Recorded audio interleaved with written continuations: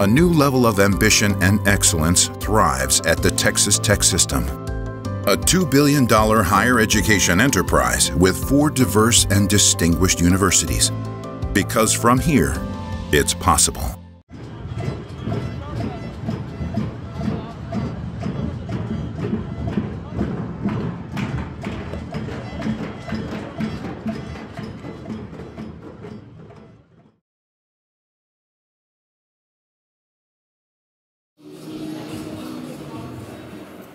Good morning, everybody. Thanks for braving the rain and coming out and hanging out with us. I'm Jake Sherman. I'm the co-author of the Politico Playbook. On behalf of the Texas Tribune, I'm excited to welcome all of you to the 8th Annual Texas Tribune Festival and to One-on-One with Deval Patrick.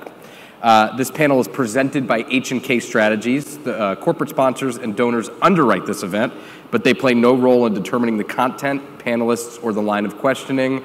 All the line of questioning you could blame on me, because I came up with that myself. This panel will last an hour, and I'll save 20 minutes at the end for questions from the audience. The hashtag for this event is hashtag TribFest18.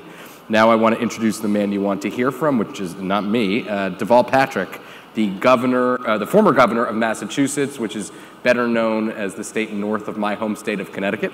Governor Patrick served from 2007 to 2015. He's worked in the corporate space as an attorney. He ran the Civil Rights Division at the Department of Justice under Bill Clinton. And he went to a local school in Boston called Harvard and also graduated from its law school. So let's kick it off. I'm curious what your reaction has been. We'll start off with some news of the day to everything that's gone on with Brett Kavanaugh. And so I mean, what has your reaction been as you watched the proceedings? So first of all, thank you for having me. Thanks everybody for coming out. Some of it has been very personal.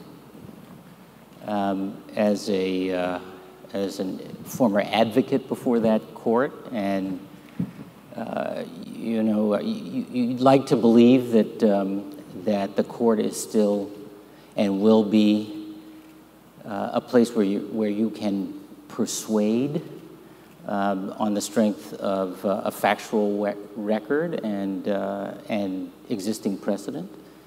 And I worry about that going forward, particularly around civil and human rights and human dignity. And I think we have had reason to worry about that going forward. And knowing a little bit about the agenda of the Federalist Society, I have reason to worry about that.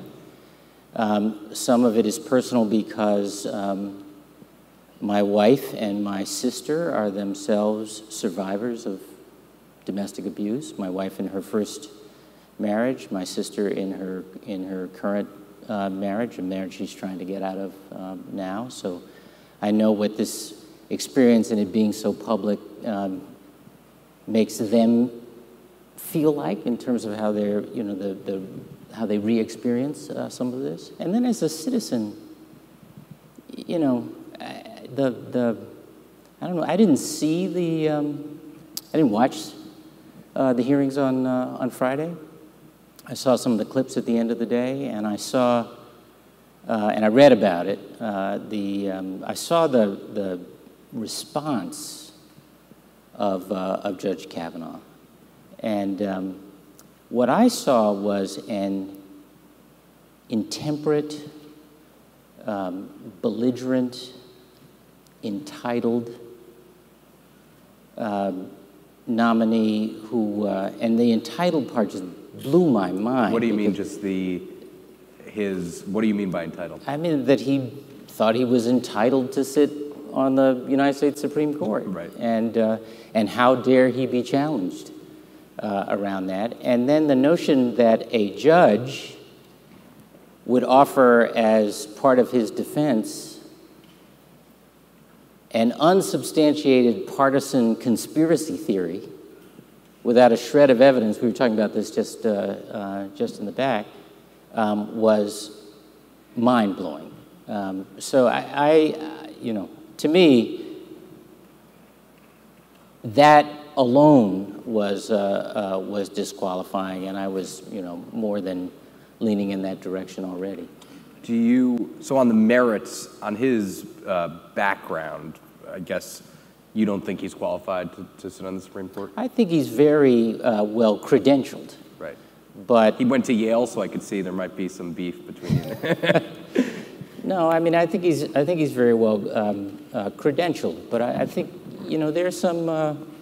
there's some serious questions in his past, even before these very serious allegations have arisen from now multiple sources about his willingness to be impartial and to be open-minded and not to have a predisposed agenda to drive the court in a particular direction. And the reason that concerns me is that, apart from just this one appointee, there has been a parallel agenda for some while in this country to engineer certain outcomes that are, in fact, not consistent with where mainstream America is, and that's around the extent to which government should or should not intrude on the most intimate decisions in people's lives, around access to the ballot, around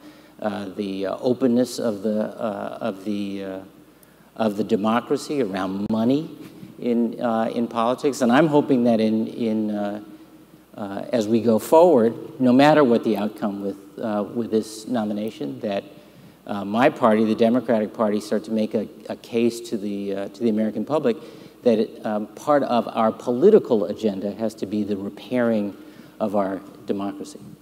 In 2018, it sounds like you think the message should basically be, this is out of control. The government's out of control, and we need to wrangle it back. Is that? Well, I don't think there's the message because in 20, it's a message, yeah. Right? Yes. Do you know Brett Kavanaugh at all? No, I don't.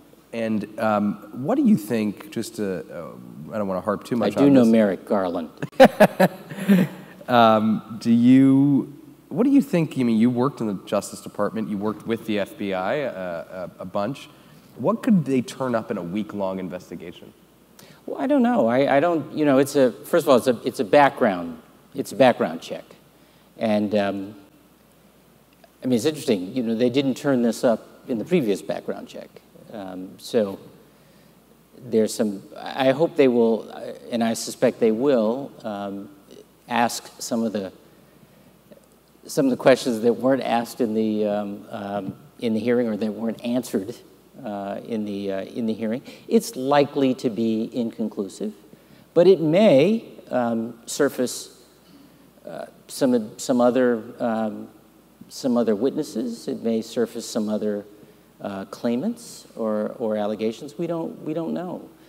What if it does, I think.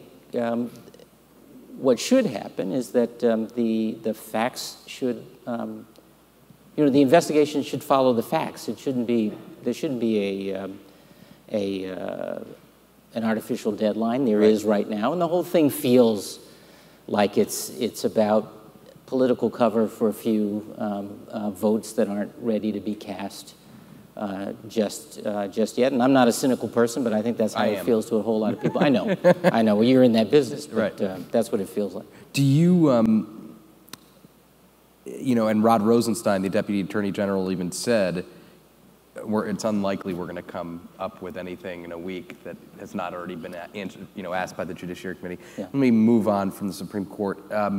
We talked about this backstage, but you do not know in any way Donald Trump. You've never interacted with him. No. I've been in the same room with him once. Well, I should say I've been in the same temple with him once at a funeral. Oh, whose funeral was that? At Myra Kraft's funeral. Oh, right. Owner of the Patriots' wife, right? Mm-hmm. So is there anything that Donald Trump has done since coming into office that you think is good or approve of, policy-wise or otherwise? Gracious. Really? I ask everyone this question. It elicits an interesting answer once in a while. Can I say, first of all, I was and am disappointed he was elected, but not surprised.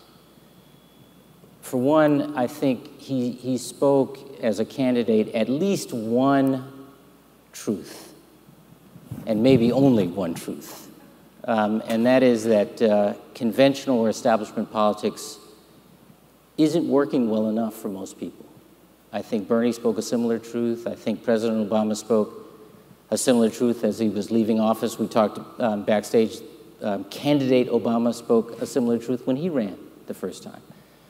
And I think that has to be faced. And I think that Democrats, as we look ahead, can't just perfect our critique of this president and leave the impression that if we just change out this president, we can go back to doing what we used to do. We have to offer a positive alternative, and I think that alternative has to take account of that truth. I think I may be one of the few Democrats, so to your question, who thinks that on the business side, the tax bill was directionally correct, but incomplete. Meaning, I think it was directionally correct to lower the business rates, but incomplete to keep all the loopholes. Right. Because the loopholes were put in as arguments, to give competitive edges to different industries and so forth because the rates were high. Right. You don't need them if you make the rates competitive. Right. And the other irony, of course, is that the rates are argued to be competitive globally, but if you then go, pick a fight with all your global trading partners, it's odd why you would then have, why you would sort of muddy that market by having, with that behavior. So I think there's a whole lot of unfinished work there to do. But there are right ways and wrong ways to do everything, and so much of his behavior is overshadows everything else. And can I just say, I'm sorry to go on. No, it's okay.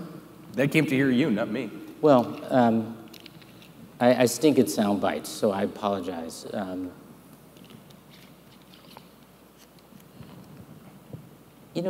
I remember George Wallace. Nobody remembers George Wallace's tax plan. George Wallace's racism was disqualifying, period. My Republican friends, I hear say today, well, watch what he does, not what he says. Right. As if his racism and that behavior is not disqualifying. We can accept his policy outcomes at some level and overlook his behavior and his rhetoric. And I think we ought to ask ourselves something about that and how we got to this place, because I think that's a very, very troubling place for us to be as a nation. It's a good segue. I mentioned that you ran, you worked at the Department of Justice, and in a very interesting role. I'm curious if there's anything, first of all, what you think has been made of the Department of Justice and the Trump administration, which is, it's been politicized, it's been kind of a punching bag for the last year and a half. I'm curious, based on your experience, how damaging that is and how damaging it must be to not only political appointees, but civil workers at the Department of Justice who are not used to that kind of stuff. Well, I can only imagine. I tried a case against Jeff Sessions and his team when he was U.S. Attorney in Alabama. And I was at the NAACP Legal Defense Fund, and Lonnie Guinier and I defended one of 3 voting rights activists in Selma, actually people who had been part of organizing the Selma to Montgomery March, and that Jeff Sessions had indicted on allegations that they had tried to manipulate the use of absentee ballots by elderly black voters. It's just a ridiculous and trumped up series of charges, and I won't get into all of the shenanigans that he and his team used in that trial. I'm very proud of the fact that we were able to win acquittals on all charges, and then I testified against his appointment to the United States District Court when he was nominated by President Reagan. So it is a hard thing for me to say I feel sorry for him right now, because I don't have a whole lot of sympathy for Jeff Sessions. I do think that when I was as head of the Civil Rights Division, there was an appropriate arm's length relationship between the White House and the Justice Department, and between the President and Attorney General Janet Reno, and everybody understood what that distance was. I mean, it was an amazing assignment that I had to work in that place in an administration that actually cared about the subject matter. And I had gotten to know Bill Clinton actually when Lonnie and I sued him when he was governor of Arkansas in a voting rights case. And then he and I... You must have been the only person that worked for him that sued him. Maybe not. Yeah, I don't know. But I got to know him when we worked out the settlement together. And, you know, he was interested in our work at the time. And so it was nothing for him to call and just try to work out different issues. And our issues were being politicized at the time. So he was interested in the politics of those issues substantively. But I remember the first time I got a call to come up to the White House and ride in the motorcade, which was a big deal. Big deal. Mm-hmm. And actually, it was to an event that was across the street from my office at DOJ. Mm-hmm. So I said, "You understand that you're asking me to come to the White House to ride back to an event that's across the street from where I am right now?" And they said, no, that's what you should do. And I didn't get that, you know, this is a thing. Right. So I went up to the White House, and I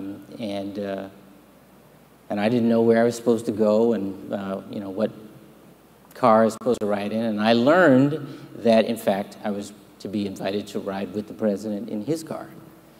And just as we were about to leave, there was someone said to him, "Mr. President, we need you to make calls to lobby for some bill." Mm-hmm.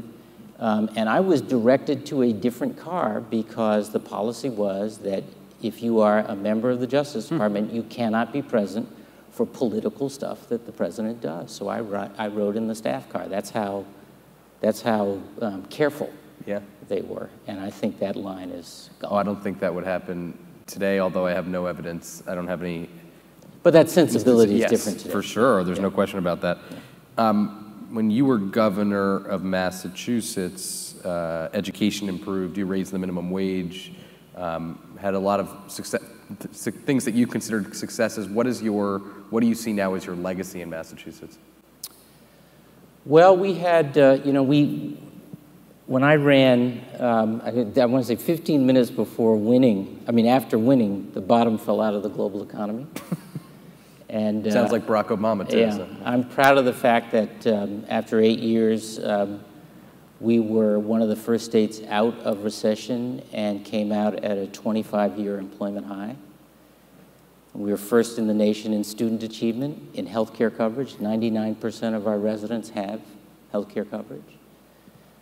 We were first in the nation in entrepreneurial activity, in veteran services. We did not bust the budget. In fact, we achieved the highest bond rating in the history of the Commonwealth. I think that the student achievement and the level of innovation is incredibly important, and that is something we were able to hand on. I think actually the way we managed through the bombings at the marathon and without turning into a place of fear and hate, but instead turning to each other, and everybody, not just the first responders who were amazing, but regular citizens brought their best, and we showed that we could recover and be vigilant through kindness and not just the hateful alternative. And I feel really, really good about that. And on the healthcare front, you implemented Mitt Romney's healthcare plan in broad strokes. Yeah, right? That's what they call it. No, he signed the bill. Right. I leave aside the fact that he vetoed the funding for it right after he signed the bill, but that's all right. He'll be a senator pretty soon. So he will. And it went into effect the day I took office, so it was our task to implement it. And I'm really proud of where it landed. We had some advantages that the president did not when 2 years later the ACA went in, was signed into law, and that was that we had a coalition of legislators and advocates and business leaders and healthcare providers and faith leaders and all kinds of folks who had come together to invent this thing and then stuck together because we kept learning things and we kept adjusting. I think we signed 5 or 6 other healthcare reforms in my time because we kept improving. It's something that the federal government did not do. Well, they couldn't. They Right. wouldn't dare go back because there was so much effort to just undo it. I mean, just imagine the notion. I mean, when you step back and reflect on it, the idea that folks would fuss over the notion that healthcare is not a public good, that there would actually be an agenda to take healthcare from people, an affirmative agenda to take healthcare from people is just hurts my heart and ought to shock everyone. But that was true at the federal level. It wasn't true at home, and that whole coalition, as I say, not just stuck together, but helped to sell healthcare as a public good at home, and did it continuously, and it's held. I wonder what do you have any reflection about casino gambling, which was a very divisive item in your tenure. Do you have any regrets about that, about allowing casino gambling in Massachusetts? I had second thoughts till the day I signed that bill and since. Because I think for us, it wasn't, it's most of the studies that we looked at, and we did a lot of homework, showed that for the overwhelming number of people, it was harmless entertainment. What we favored and what I still favor, I used to take my mother to when she was alive to the casinos down in Connecticut, your home state. Thank you. Yep. And she had a budget, and she always wanted to play the slots, and usually that budget lasted about 15 minutes. And then you get lunch and go home. And then we go to lunch and see a show. Right. And it was fun for her, and it was great. What our analysis showed us was that destination resorts were the best format, rather than slot parlors, where there was a whole range of stuff, entertainment and recreation and meeting space and so forth, and that the best of these were outside of cities rather than inside of cities. And a limited number was also a good idea. And that's what we tried to write. I would say there has been mostly adherence to that, not exactly adherence to that. The first of them opened in Western Massachusetts recently. I haven't been, but I'm told that except for the fact that it's in a city, it is a destination resort, and it has very much been integrated in existing venues and has done a lot to revive those venues and employment in that part of the city. So we'll see. The governor of Massachusetts is... The current governor? Current governor is Charlie Baker, who you beat to become governor. I wonder how you'd assess his job performance. That's not fair. That's not fair. Okay. I mean, he has a very different philosophy about being governor. I mean, he I think believes that political capital is a thing you accumulate and bank. I think political capital is a thing you spend to advance the interests of the people. Those aren't incompatible, though, are they? Well, I don't think they're incompatible unless all you do is bank the political capital. And don't use it for anything. And don't use it. So I think, I feel like these, remember, I've had one elective office, and to me, the term goes by like that. And you have but a short period of time to do what you can to make somebody's life better. I'm just not, there are people who are interested in policy for its own sake. I'm not that guy. I'm interested in policy where it touches people, where it actually touches people. And the amount of time it takes to move new policy and move it to the place where it actually touches people, you don't have that much time. So we had a very ambitious agenda, and it was frustrating, I think, sometimes to the legislature that we had such an ambitious agenda and we were pushing them, and they complained loudly about it, and I complained sometimes too. And the media sometimes made a thing about the fact that we were complaining back and forth. But I will say, due respect, they gave us 95% of what we asked for. Not always in the form I wanted it or at the time I wanted it, but we got it. It's better than the federal government, I'd say. Well, yeah, and I think there are a host of ways in which, usually outside of the glare of the cameras or the notice of the media, people would tell me and tell our team that what we were doing mattered in their lives, and that mattered to me. Could you explain, right now in Texas, a red state, you're seeing a kind of resurgence of Democratic candidates in the House. Beto O'Rourke, who's running for the Senate, who I sat next to on the plane, or sat across from on the plane.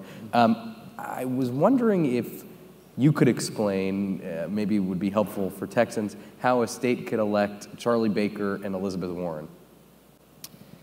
Yeah. So first of all, people, you know this, I think, because you've been closer to Massachusetts. But I think from a distance, people think of Massachusetts as reliably blue. Mm-hmm. In fact, there are more unenrolled independents in Massachusetts than there are registered Democrats and registered Republicans combined. Wow. We are, most people aren't buying 100% of what either party is selling, which I actually think is true of people all over the country. And we have had, Republicans have sold this notion of divided government, that the legislature is overwhelmingly Democratic, and so we should have a Republican governor, which is, okay. They've sold that for a long time. We have Democrats in the legislature who would be Republicans anyplace else. Look, stand for something. And our party, I think, nationally, I want us to stand for something. In the state, I want us to stand for something. I want us to be clearer about our commitment to be the party of people and their aspirations and the American dream. And I want us to be unapologetic about that. And I want us to call out at the national level what a cruel party the Republican Party has become. I'm not the sort of Democrat who thinks you have to hate Republicans to be a good Democrat. That's not me. But I think we can be clearer about who we are, and I think by trying to be clear but humble, meaning I don't think any one party or any one person has a corner on all the best ideas. I think we were able to build not just a winning campaign coalition, but a winning governing coalition.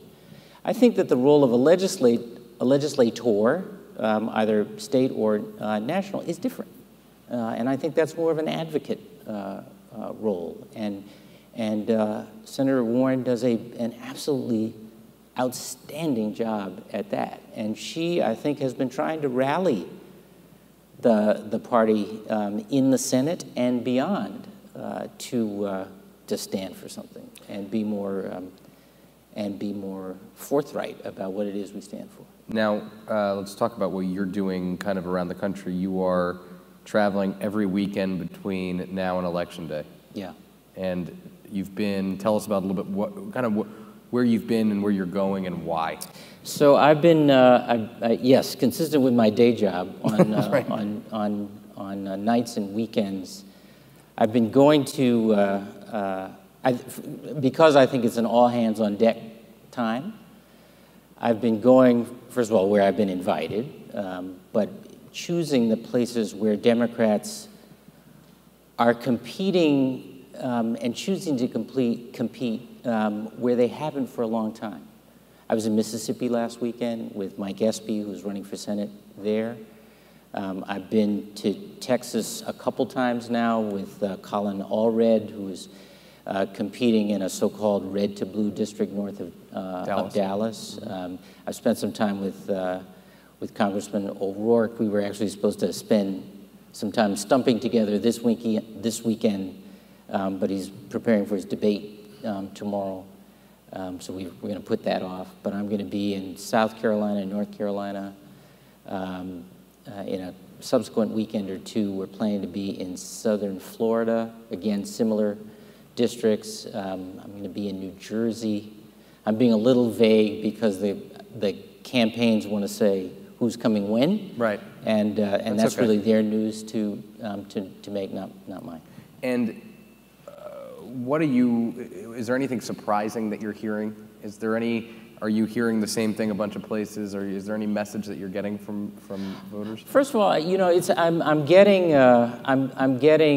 am delightfully, I don't know if it's surprised, but I'm getting delightfully affirmed in a truth I have believed for some while, that is that there is power, political power, in the respect shown by showing up and inviting people to see their stake in their own civic and political future. And so, you know, when you show up on your own dime and you ask folks in Hattiesburg, Mississippi, to come out and support Mike Espy, because, you know, we get in a democracy the government we deserve. And if you want better government, this is on you, right? And it's just a start. It's not just voting. It's holding him accountable. It's holding the rest of us accountable. It's shaping the agenda in between elections.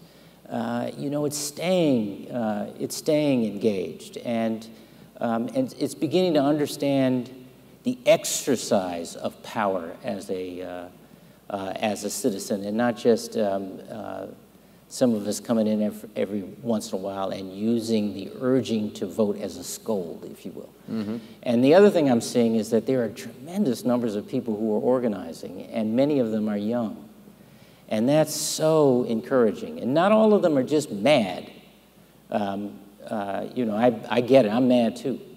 But they're looking out, not just at this cycle, but a cycle or two beyond. And I saw that in Alabama last December when I was down working with Doug Jones in that remarkable and exciting and also affirming race. Mm-hmm. Now, this has been a very interesting period of time for Democrats, because I think Democrats are recalibrating in the Trump era and trying to decide where they should go, what they should be, and you alluded to that before. I wonder if you have any reflections about the things like Medicare for All and the leftward shift in your party, which is, you see it in Elizabeth Warren and Bernie Sanders, but you're also seeing it on a local level. I'm curious what your thoughts about that are. Well, I think what I see is not, I see two things maybe. One is that I think some of the labels fail us. You know, some of the language isn't working. Medicare for All is a fantastic idea, which I love. You know, for some people it is Medicare for All alongside a private market. Some of people is Medicare for All instead of a private market. But the notion of everybody having access to affordable care, is that left or right? To me, that's just. It's just. I mean, you can go on down the way. It's like, you know, the notion that folks should have a way and the capacity to lift themselves and their families, as I did from the South Side of Chicago, and welfare, to that local, you know, community college on the banks of the Charles and beyond. That is an American story. When did that become a left idea? And what is the matter with imagining how to enable each other to lift themselves, ourselves, and our families?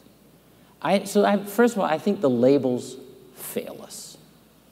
Secondly, I love the idea that more and more people seem ready to think about big solutions. They don't all have to be government solutions, and they won't all be government solutions.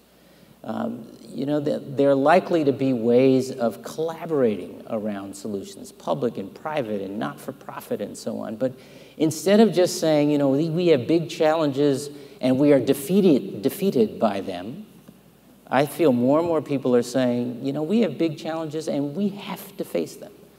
Because if we don't, we are missing a part of a lesson I think every single one of us was taught by our grandparents, which is that we are supposed to do what we can to leave things better for those who come behind us. And that generational responsibility, I think, is something that a whole lot of us in this country lost touch with for a long time. So I'm encouraged by that, and I am so tired of having us worry about whether that's left or right or centrist, because the language isn't working. Let's just be just, and let's be problem solvers. And I hear kind of a constant thread here, which is people aren't going out and explaining these things and standing for them, right? I mean, that's kind of what you said before. People are not going on the campaign trail and explaining kind of, it's not a leftward idea. This is a principle that we should stand on. That's what it sounds like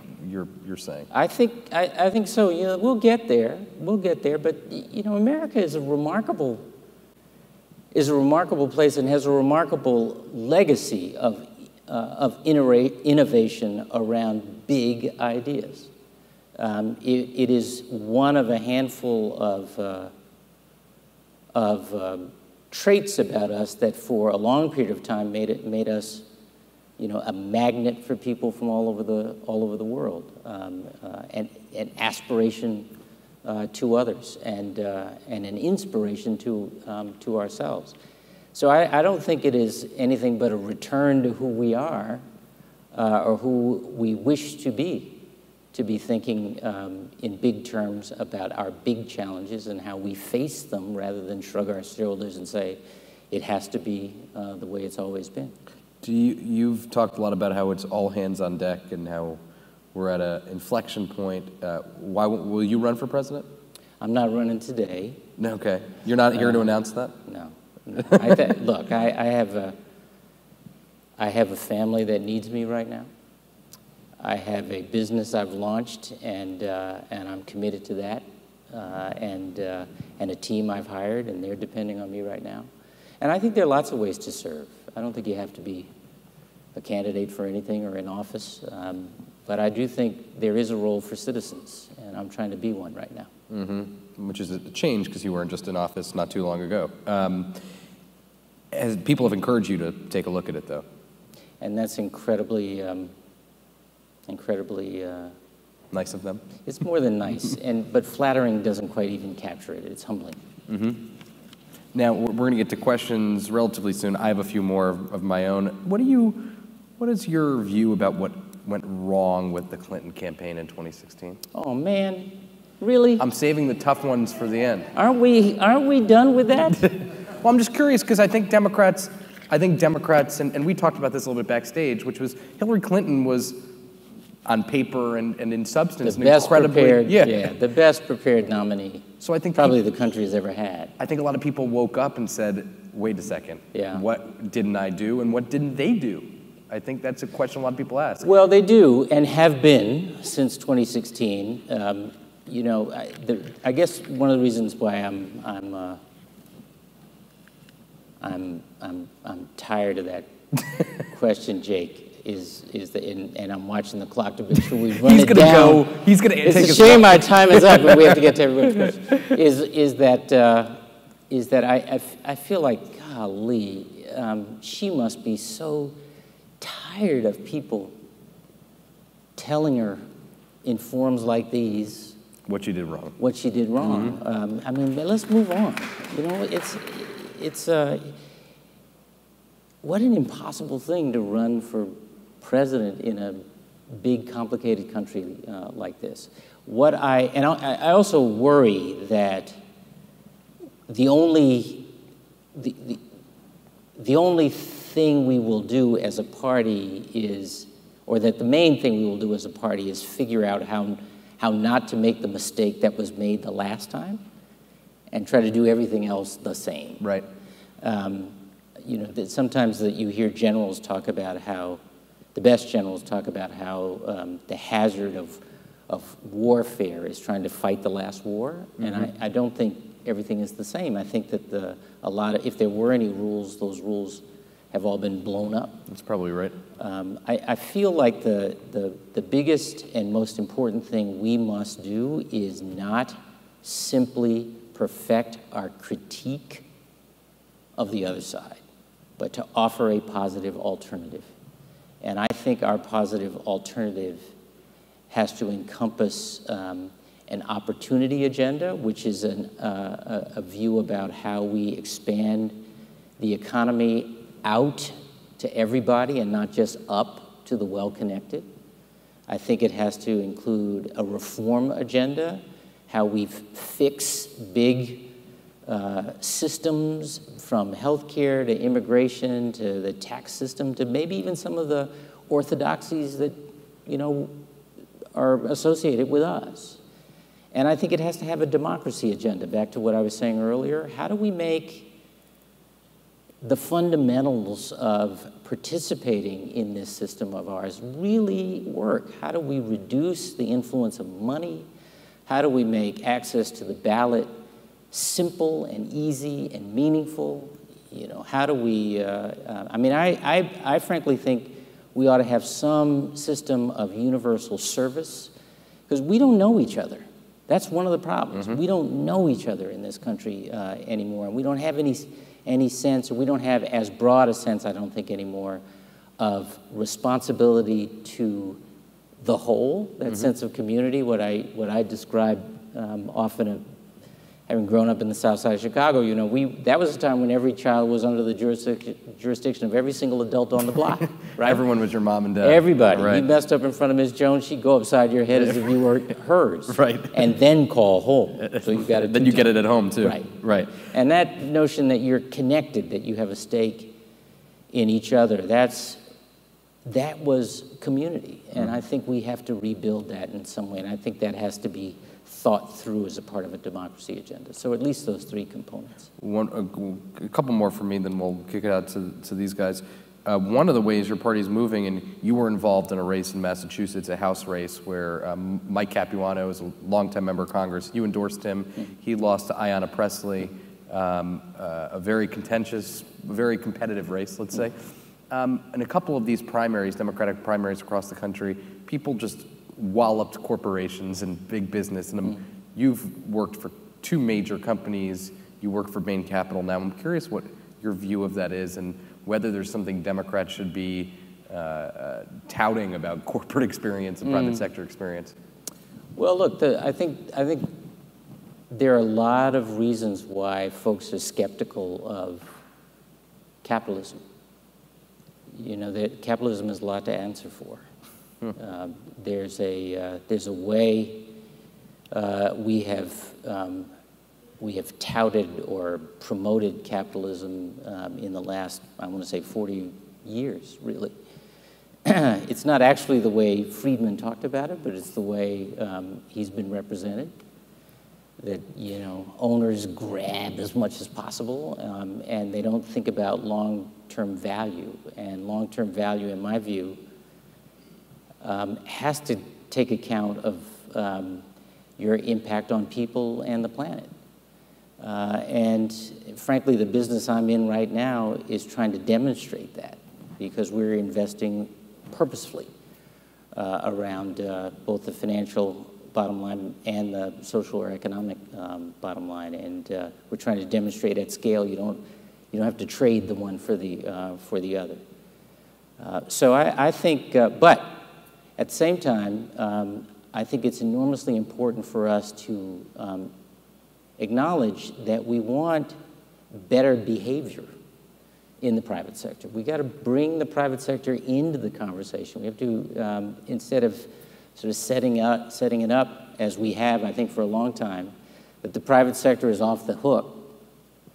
All the good that gets done is in government and in the nonprofit sector, and all the calamity that gets created is in the private sector, and they're not responsible for it, except, you know, at the other end of finger pointing. There's enough need and enough good to do that it seems to me everybody needs to be a part of it. You could come up and line up for a question if you have any. I have a couple more questions, but I'll allow people, if you want to, I'll kick it over to you guys. Do you believe somebody from Washington could beat Donald Trump in 2020? I don't know. I hope so. I hope somebody somewhere. I mean, I think he's done a lot of damage, but I think he's also reminded us of some things. I mean, it turns out a lot of our democracy depends on unwritten rules. Mm-hmm. You know, rules about decorum and restraint and respect and integrity. I think it's also reminded us that, and I've been thinking about this latter point for a long time. We have learned in this country to shout our anger, but to whisper our kindness, and that is completely upside down. You know, we've got to learn again to shout our kindness, not to be ashamed or embarrassed about kindness, mm-hmm. Or think of it as some sign of weakness. It's a weird upside down thing. I don't think, you know, I said earlier I thought that the president's electoral win wasn't a surprise. To some extent, he's right on trend. You know, we have become a reality TV culture. We think a lack of decorum is entertainment. And he's right on trend in that respect. And I think we should ask ourselves, is that really who we are? Every election is about the character of the candidate. I think this one's about the character of the country. And I think we ought to call that question. And I hope Democrats will articulate a vision of the character of the country that is about some of those unwritten rules, and about a sense of community, and about what kindness means in the American context and in our policy, and be brave about that, and call that question, because I am confident more people will choose that than the alternative. With that, we'll take a question from the audience. Thank you. Hi. I was just wondering, as governor, to what extent were you frustrated by lack of freedom that you had to serve your state because of federal government regulation? And to what extent were you comforted by that? Yeah. I know there's not some broad policy that applies to all the states, yeah. but that relationship between the states and the federal government is always one that is interesting to me, and it seems like it's always around. It's perennial too, right? I'm supposed to repeat the question so everyone could hear it. No, I want to repeat it so everyone could hear it, which is the question was, the freedom or lack thereof to govern in the state based off the federal government and what the federal government needs to do. I hope. Yeah, kind of. Tell me your first name. Jeff. Jeff. So Jeff, I'm gonna take your question as that kind of perennial constitutional question almost about the balance between state and federal power and the room I felt I had to operate within that And just exactly from your experience. Yeah. Because I know so many different governors just over a decade may have completely different answers. Experiences. It's a really great question. So I will tell you that I'll give you two examples of ways two examples, one positive and one less so. We were able to do healthcare reform because of a Medicaid waiver that we got from the Bush administration, right? So this is before President Obama was in place, that gave us the latitude to expand Medicaid to start the extension of affordable care to more people. So we got to 98% before President Obama was even elected. And that latitude was enormously important to us. That was an example of being able, now it was a long negotiation with the federal government, but it was a negotiation that they were open to, and they worked with us on. There was a similar negotiation with the Obama administration on how to use stimulus money for green technology. We got the negotiation done. They were great, and we used that to stimulate a brand new industry that was one of a handful that helped us come out of recession faster than most other states. I would say on the flip side, and this is a lasting problem I think a lot of states would complain about, there's a lot of training money in the federal budget, but it's in a bunch of different line items, and it's very constrained, and it kind of follows an old pattern of what I call train and pray, which is, you know, general training and then hope that somebody can find a job after that. And more the thinking is that you should train for specific jobs so that people come into a program knowing that there's a job at the other end. And trying to target particular training dollars to particular jobs is a flexibility that you cannot get today or you couldn't get then. I'm not sure how, if at all, that has changed, but you couldn't get then with the federal training dollars. And so being able to take that and mash it all together is something I wish we've been able to do, and was incredibly frustrating, especially trying to come out of recession. Tell us your name, where you're from if you'd like, and take it away. Hi, my name is Kim Atkins. Hey, hi, Kim. Governor. How Nice you doing? to see you. Good to see you too. You still in D.C.? I am. Yeah. You anticipated my question a little bit when you talked about the reality show culture, but I want to put a finer point on it. Democrats, from voters to operatives to candidates, have been telling me that while Democrats do need to talk about policy and you know, principles, and you're speaking in very aspirational terms today in a way that reminds me, well, I was going to say it reminds me of the Obama 08 campaign, but I remember covering your 2006 campaign that's where Yes We Can began. Democrats now are saying they want a fighter. They need somebody who can counterpunch as much as they can talk about policy, that it's not, as Michelle Obama said, when they go low, we go high. It's when they go low, we kick them. So my question is, do you think you could be a fighter in addition to talking about these policies? And if not, who do you think that fighter in the Democratic Party is right now?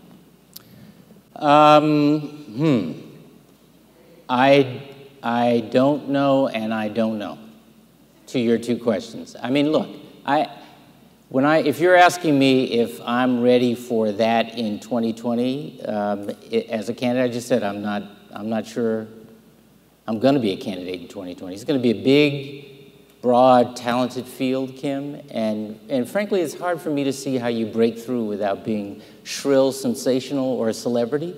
And I'm none of those things, and I'm never going to be any of those things. I don't want to be any of those things. There are other ways to contribute. You know, I can solve problems, and I have. I can build bridges, and I have. And we do need a healing. And whether, you know, that comes as a candidate or in some other way, I think those are all contributions that we need as a nation. Look, it's not that I'm not angry enough to hit and kick and so forth. I've been in these situations before. It's not, you know, like I said, people are funny. They act. I think we talked about this once before. You know, you got all sedity and went off to D.C. That sometimes people act as if my life began when I got that scholarship through ABC and went off to Milton Academy, and they forget that, you know, I grew up on the south side of Chicago. But I don't forget that I grew up on the south side of Chicago. And I still have a little attitude. I know how to keep it in check, but I also know how to summon it when I need to. And I am thinking, I think as, you know, people, frankly, like you and me have to, about then what? Because sometimes when you pick a fight, you have to know you're picking a fight with somebody you have to work with the next day. And you want a relationship with someone you have to work with the next day. You know, I've spent a lot of years making those kinds of calculations. Not always right, but making those kinds of calculations. So it's not a very good, tight, clean answer. But I don't know who that person is. To your second part of your question, you know, but I do think there are a whole lot of people who are just tired of the chaos and the quarreling in the country. They may not be among the sort of political punditry class or the folks in the, you know what I'm trying to say, the ruling class. He said it. But I think there are a lot of regular people who are just trying to understand what's next from the perspective of how can and how will government not solve every problem in their lives, but help them help themselves and get off the dime to do that. We have a couple more minutes left. I'm embarrassed because Kim and I have been on TV a million times together, and I didn't see that it was her. But anyway, next question. If I know you and I don't see you, I'm sorry. Hey. First, I just want to say thank you for coming. Thank you. I appreciate the nuance with which you talk about all these issues. Thank you. My question is, your concern with the Federalist Society's involvement in Trump's Supreme Court nominees, that politicization of the Supreme Court that we have a problem with. Do you share that worry about the lack of objectivity and fairness in hearing both sides in a case? Do you share that concern with the Bush and Obama appointees? With the Bush and Obama appointees? The people Bush and Obama appointed to the Supreme Court. I haven't. Tell me your first name. I'm Jacob. Jacob? I haven't. I have. I know the Obama appointees, Jacob, better than I do the Bush appointees. And I know Merrick Garland because I served with him in the Justice Department, and I know the Obama appointees as people who had dedicated their legal careers to balance and to respect for precedent. And I've known advocates as well. So I get that part of it.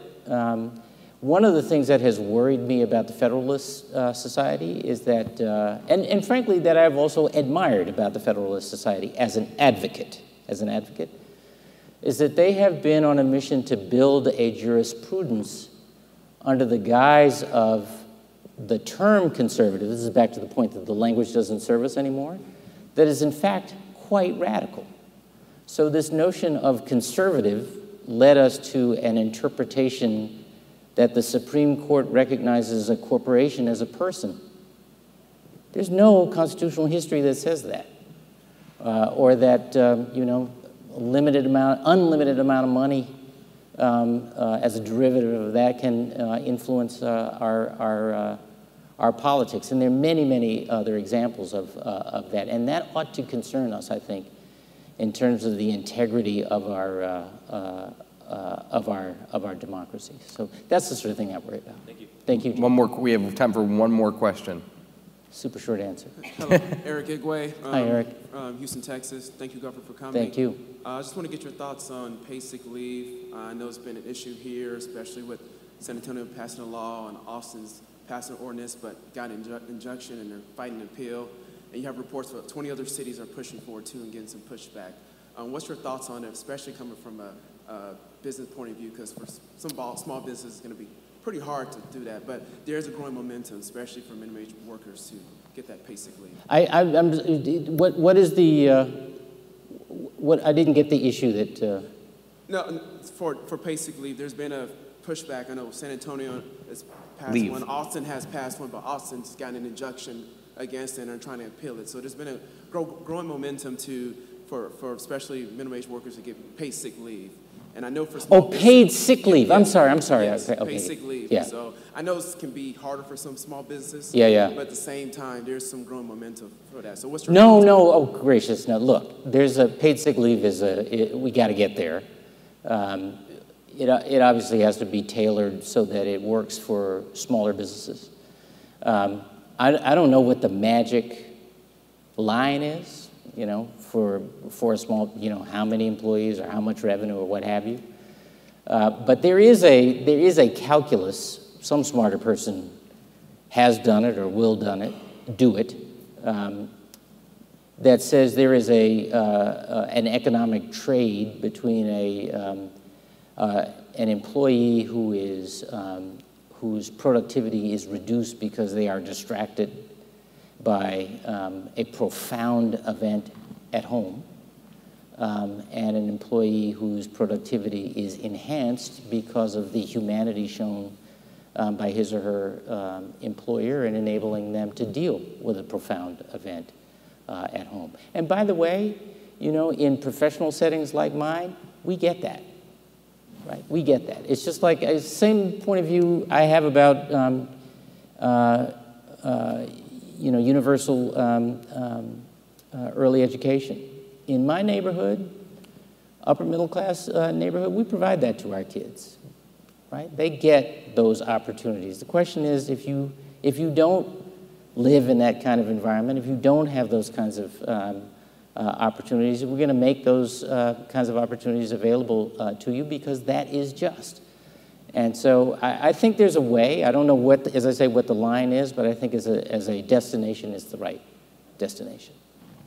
We've run out of time. We've gone over. Thank you guys very much for having. Thank you, everybody. Coming here, and thank you, Governor Patrick. Thank you very much, Jake. Thanks. Good to